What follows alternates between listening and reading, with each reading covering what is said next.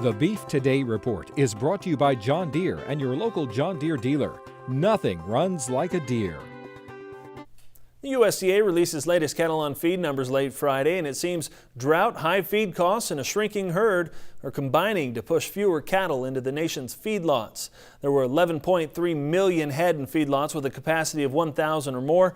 That's down 5% compared to November 1st a year ago. Placements were also lower, down 13%, and that's the lowest number of cattle placements for an October since the report began back in 1996. Marketings of fed cattle, on the other hand, were up 3%.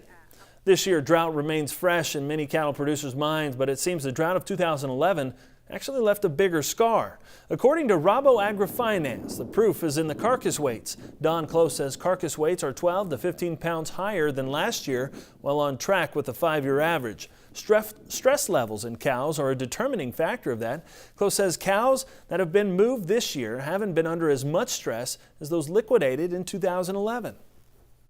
I think the number of cows that were liquidated out of the South Plains and the severity of those weights, clearly the impact of the 2011 movement has been more severe than the movement in 2012.